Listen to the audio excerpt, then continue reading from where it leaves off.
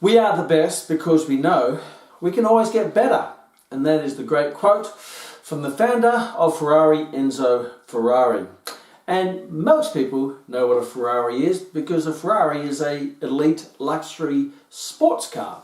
You don't even have to say Ferrari car or sports car, you say Ferrari and people will go, oh yeah, or in jealousy, or some may not have any interest whatsoever.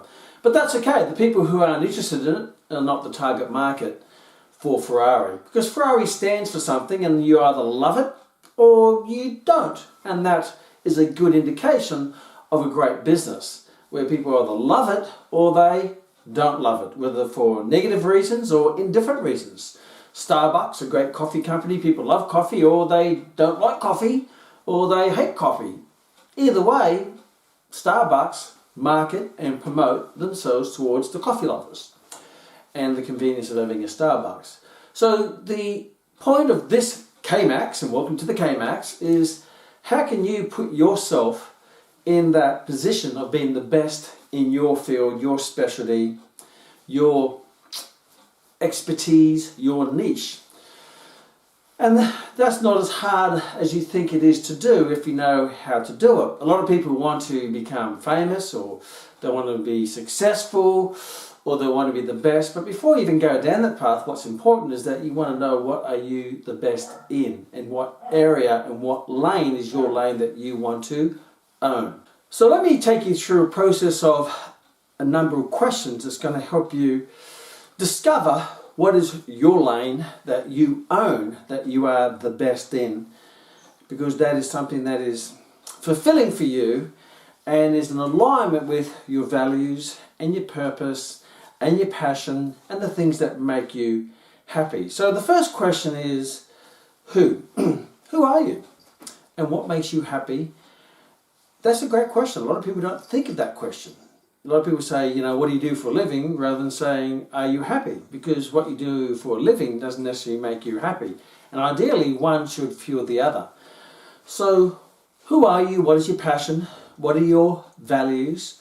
What is important to you? What causes are meaningful to you? What is your purpose? What is your cause? And what is those things that will get you up early, keep you up late, powering through the day, because you don't want to stop, because you're so addicted to that cause or that passion or that purpose that serves your values.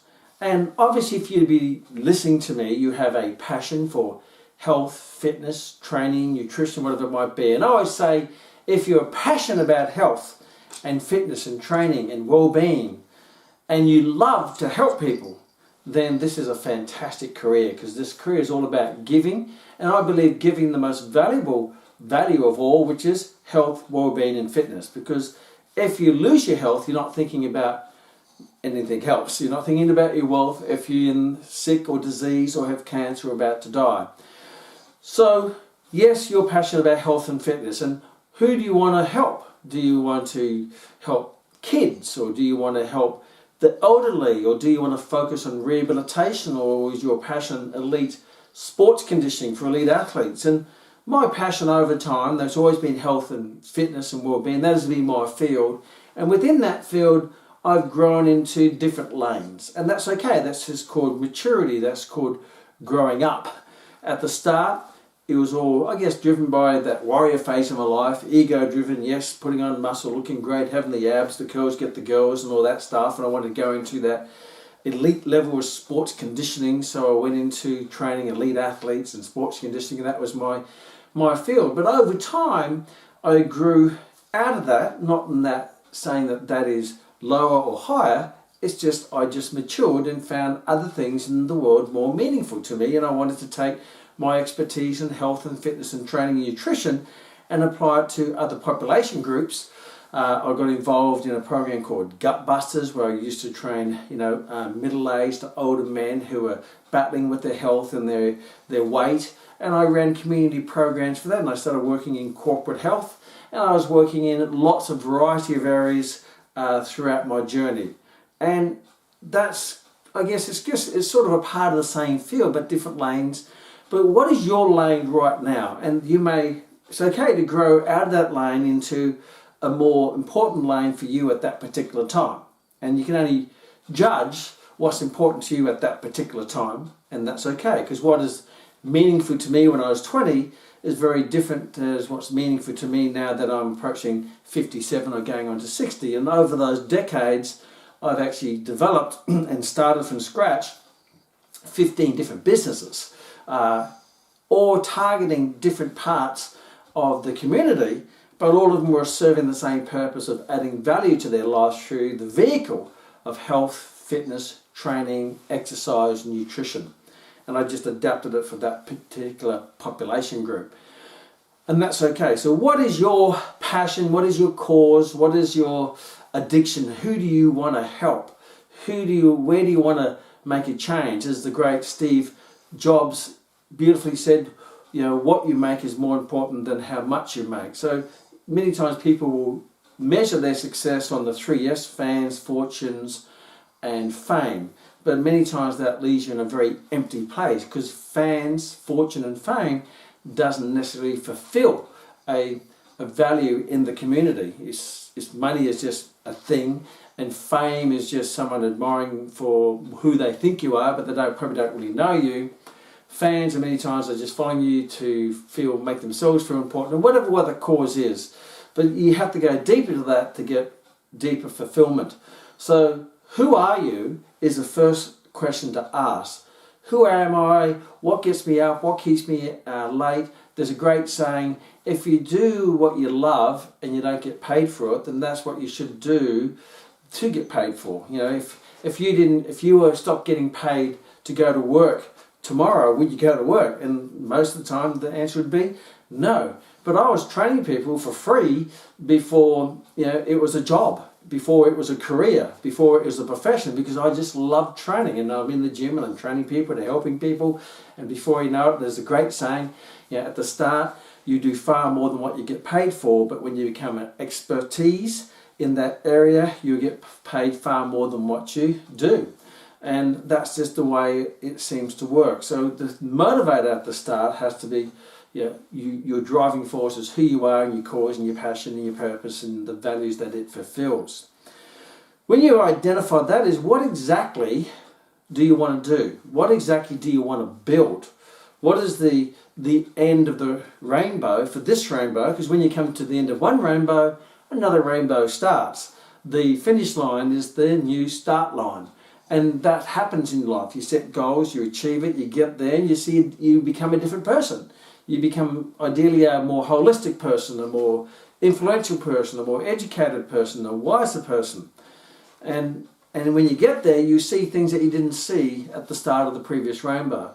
So what is the end? What is the end goal for you? What do you want to build? Do you want to build a at-home personal training studio? And who do you want to train? Is it mums? Is it children? Is it the elderly? Is it athletes? Do you want to build a commercial personal training studio? And how does that look? What color is it? And how big is it? And visualize it and who's in it. And it's really important to visualize, because it's very hard to build what you can't see. Everything in the world is built 3 times. The first time is built in someone's mind, in their imagination, whether it be a building or a house. I'm in a house right now, so someone saw the vacant block of land with just tumbleweed and grass and weeds, and they visualized a house. So it was in their head. And then the second time they created was on a blueprint. They gave it to the architect and they created a blueprint. And the third time they built it in the physical sense, where they actually built it according to the blueprint. So everything in life is built 3 times. First in your mind, and you have to create a picture in your mind that you can't get out, that you go to bed with and you can't sleep because you're visualizing what you want to build. And then a part of that is that what you want to build also is a part of who you want to become. So that's why the who comes first and the what comes second. Because many times the what might just be a superficial thing. It might be something that other people think that you should build. It could be a community expectation on you, a family expectation. And before you know it, you're climbing up the ladder of success. You get to the top and you get there and you realize you just climbed the wrong ladder. So think of who you are, and then that will determine what ladder you're going to build to get to the end of your rainbow or to your pot of gold. So is it an online personal training business? Is it a Is it a gym? Is it a boutique small gym? Is it a large, massive gym? And what types of members are you going to have in there? Are they young? Are they old? Is it going to be a chain of personal training studios? Is it going to be a chain of gyms? Is it? Are you going to be a mobile trainer where you're visiting people's homes and you're going to be a trainer on cruise ships where you're going to cruise the world? Is it going to be a boot camp or group exercise business where you're going to take people into the great outdoors and the excursions? Is it going to be a business that you go to the corporate world? Is it going to be a sports conditioning business where you go to the sporting field? So what's important is before you start, make sure you know what the end is. You know, there's a great saying, don't start a goal until you finish the goal. It means you don't start something until you finish. Don't start the day till you finish it. Don't start the year till you finish it.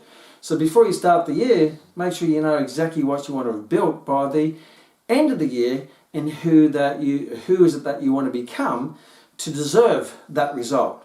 So the what is really important. The who is vital because you have to live with you 24/7, and what you build has to be a reflection of who you are. It has to be an indication of your values. And Enzo Ferrari, who built obviously great sports cars, that was his blood and guts in each of those cars. That's what he lived for. That was his life. That was his addiction. And any great entrepreneur or business owner, what they build, you know, on his deathbed, Steve Jobs was still designing the latest iPhone. Gucci, who built Gucci, says my mission is to build quality bags that last forever. So they have to be quality and have to last forever. And he said, you know, if you buy quality, you only cry once. So if you go back in history to any great brand or business, in any area you find a founder who created the business and started in their mind and they got addicted to it and they just devoted their life to it and they designed it to perfection to meet their cause or their driving force. So what is yours? Who are you? Who do you want to become? And what do you want to build? And why is the next question. Why do you want to build it? What is the reason? I know when I was younger, my driving force was I saw a lot of inappropriate training programs and exercises, and at that stage, I thought a lot of anatomical, biomechanical, physiological knowledge, and as I've grown, I realised what I knew then was just minuscule to what I know now, but I believe back then I knew more than most, and what I saw was these elite athletes just doing crazy stuff. And I said, that doesn't make any sense. Why do they do that? That's damaging their body. That's going to increase their chances of injury. That's not going to make them faster, stronger, or more powerful in their sport. That's quite the opposite. So I was driven by I needed to correct a wrong in the profession. So I started my first sports conditioning business called Sports Elite, and that was back in 1988-89. And I started that business to train athletes properly using science and anatomy and physiology and biomechanics and in a time efficient way. I use what we call abbreviated training methods, which is quality not quantity, and I set up seminars called Peak Performance in Sports Seminars, and I linked in with allied health professionals such as sports physicians and physiotherapists and dietitians and all sorts of stuff. So I was really addicted to that cause. I'd start late working, not getting paid. I knew that eventually when I built something, you know, Ferrari wasn't paid to build his first Ferrari. He built it and then he sold it. And then he built another one and he sold it before you know it, it grew that way. But all the work was done for free at the start, but what else he's going to do? He's addicted to this vision he can't get out of his head and he's got to build it in reality. So what is your driving force? You know, what is the cause or the wrong in society that you want to fix, or the people you want to help, whether it be maybe kids who are overweight or getting diabetes early, or you're one of my colleagues who's now a professor and he used to be elite research scientist in the area of sports conditioning, and his father died of cancer, and all of a sudden he changed his whole specialisation, and he'd already had hundreds of published international scientific publications and research studies, and all of a sudden he changed his whole cause into helping cancer patients to be stronger using exercise and training. And he runs this great seminar series called Medicine as Exercise and Exercise as Medicine. And if you want to look him up, he's Professor Robert Newton, and we were good friends. We started a couple of businesses in our younger days together. He was my supervisor with my master's degree, and in that sports conditioning field. But he's grown out of that into another field. It's not that that's right or wrong, but he's matured into other things that are more meaningful to him. And his driving force is that his father, unfortunately, died of cancer, and he went through that. He says, that is not right. I need to fix this for other people so they don't have to go through that, or we can minimize that as much as possible. So your driving force might be something that's happened in your life or someone in your family or friends, and you want to fix that. It just might be something that you've already been addicted to anyway. So why? What is your driving force? Because it's the why that makes you buy into the vision, and it's the why that makes other people buy in to the vision. And where do you want to build this? Is this a face-to-face type business or cause, or is this you're leveraging it through technology by doing an online business? Are you going to build an online platform? And look for leverage and opportunities of how can you leverage this to make a bigger difference? Because you only have 24 hours in a day, 168 hours a week, so there's only so much time that you can devote to giving your time to other people. For example, right now, I only have to do this session once, and I have it now forever, and now it's limitless of how many people is going to see and watch this session. In our platform, at the Max International Fitness College platform, there are sessions which I filmed 20 years ago, and they're on the platform where I have hair. But they have been captured, and they're on a platform now that can be leveraged to make a bigger difference with a bigger distribution without taking up my time, because I only have so much time. In the early years, I used to just train people one-on-one. And then I'd train trainers for them to train people one-on-one. So at the start, I could only train 40 people a week. And when I got 10 trainers, now I can train 400 people a week, because 10 trainers training 40 people a week is 400 people. If I open up 2 studios, 3 studios, for example, one of a good friend of mine, Andrew Simmons, who runs Vision Personal Training, he now has over 60 personal training studios. He's franchised them, and he now has over 500 personal trainers, and they train over 10,000 people a week through his intellectual property, through his vision, hence Vision Personal Training. And now, even though he's not directly there doing it, he's there in the idea to start. He started that over 20 years ago, and he built that initially from training people in a gym, someone else's gym. Then he created his own studio, Caringbah, New South Wales, and then he franchised it, and it's just grown and grown and grown. So how are you going to start? And you may find that may change as life changes, because what does the future hold? Where's technology going? When I first started doing courses or personal training, I had to do it face-to-face. I was lecturing face-to-face, and I was training people during the day face-to-face, and I was lecturing at night in my courses face-to-face. But now I train people online, so they can be in any country. I still train people to this day. I have a platform where it's more passive. People can train with me without me actually being there. So there's all pre-recorded training sessions in Fight Fit with the Kman. I still train some selected clients one-on-one online. And I also have now a college which is all online. And I just do a bit of mentoring, but they get all the information. So that's called leverage. Now, how are you going to leverage yourself? Now, at first, you may enjoy, and it's not leveraging for bigger distribution. You have to do that satisfies you. You may find that doing something which is leveraging the capacity of online doesn't satisfy you. You may like that face-to-face, that body-to-body, belly-to-belly contact, and that's okay. Make sure that you don't do things for the profit. You do things for the passion and the purpose and the person. If you do that, then the profit will be enough. But sometimes if you go chasing the profit, you lose the person, the passion, and the person. So you get the money, but you end up being a little bit empty because you don't feel fulfilled, or you haven't had that personal contact. If you're that contact type person, everybody's different. Everybody's different, and now there are endless opportunities. When I first started as a trainer some 39 years ago, there's very limited opportunities. But if you're passionate about it, you're going to succeed no matter what. But now the smorgasbord has just grown and grown and grown with the opportunities in this profession, with the different types of programs are available, different types of business, and the world is not short of ideas. All you have to do is find your idea that is meaningful to you, that you can't get out of your head, and then take action on that idea. So what is your why? Because the why will make you buy and your customers buy, and will get you addicted. That's the emotional driver behind what you do. Where, why, these are important questions. So who, what, where, and Why? Why do you want to do it? Where do you want to do it? Why do you want to do it? Now, when you're doing that, then a great question is, you've got all those in place. Now you have to ask yourself, you always keep the feeling of the future of, when I build this, how am I going to feel about it? Would this fulfill me? Would this satisfy me? And that's really important, that you have to go forward when you achieve that fulfills the who that you started with. And if that's the case, how you feel, if you feel, yes, I feel content, I feel successful, I feel great, I feel satisfied, I feel connected, whatever that might be, that's really important, because you have to have an emotional satisfaction out of the end point of what you do. But you also have to make sure that you enjoy the journey.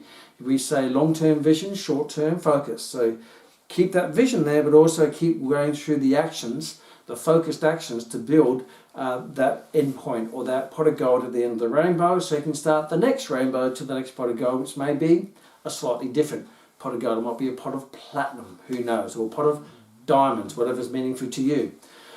So, and then I also ask yourself, if I don't achieve this, if I give up, if I couldn't be bothered, or whatever it might be, if I don't achieve this, if I don't get there, how would that make me feel? And sometimes it's important to be able to leverage it too, is that, some people will say, look, if I don't take action, then I'm going to end up in a bad place. But if I do take action, I'll take in a great place. So that's the carrot and the stick, and you have to use the carrot and the stick for you. Now, some people are more motivated by the carrot, and some people are motivated by the stick. I'm a world champion martial artist, and when I train, sometimes I don't feel like training because I've had a big day. And if I've got a competition coming up, I'll ask myself this question, and this gets me fired up. What would a world champion do? Well, that's a great question. A world champion would train. And do you want to look back at this session and think, this is the session that may have lost you the gold medal? Well, that's now pain. Or this is the session that would add to the gold medal. Is this going to be a gold medal session? What would a loser do? A loser wouldn't train. What would a winner do? A winner would train. What would a out of condition person do? An overweight person, they wouldn't train. Who was a fit, healthy, strong, positive person do?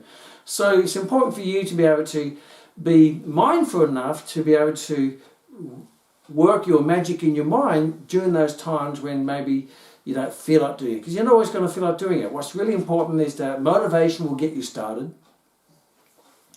Discipline are the things that you need to make sure that is achieved. But you need to take that disciplined action, and that's where you, many times, discipline is when you do what you don't feel like doing it when you don't want to do it, but you do it anyway. So discipline is doing what you don't feel like doing when you don't want to do it, but you do it anyway.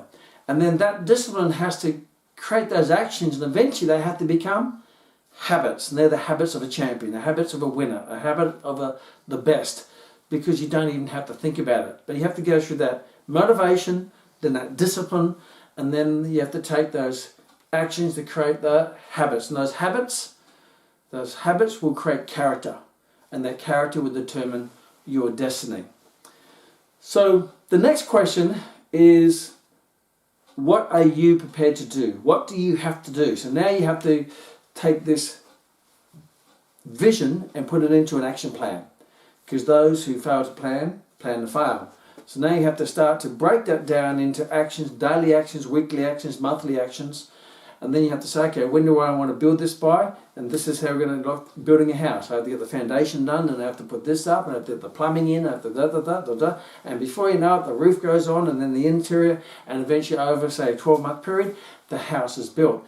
But they don't start, with the roof. They start with the foundation. So you have to be wise enough to say, what is the foundation that's going to set me up to lay this and take it and layer? It's like going up a mountain. You go step by step. You don't just go to the top. You go step by step.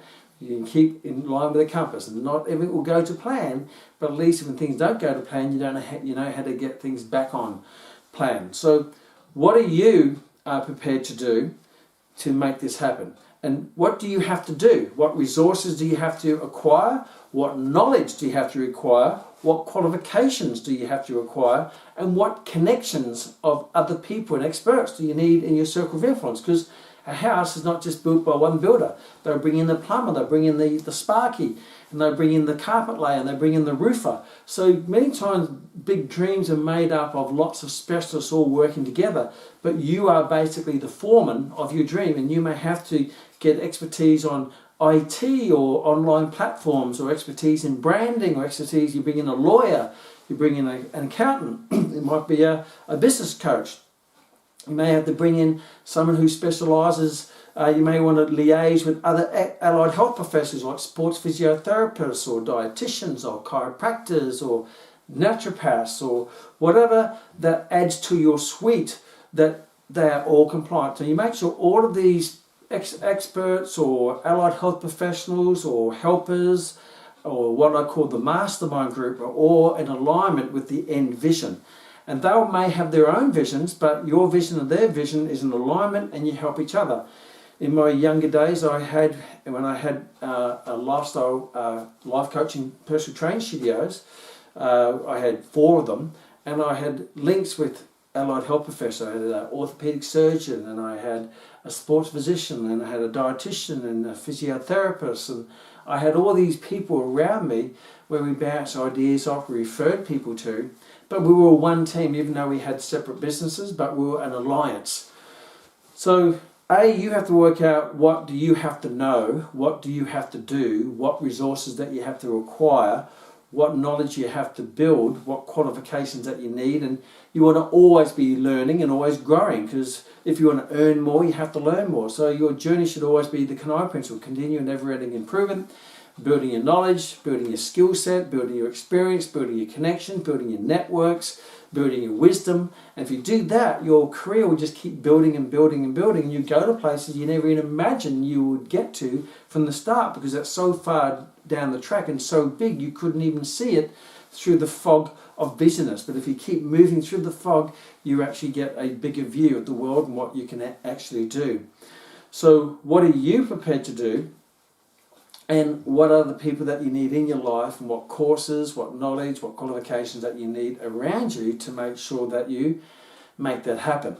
Now, with all that, that's all rosy and beautiful, and yes, we can do this, but you also be prepared. There's my accountant once taught me, plan for the worst and hope for the best.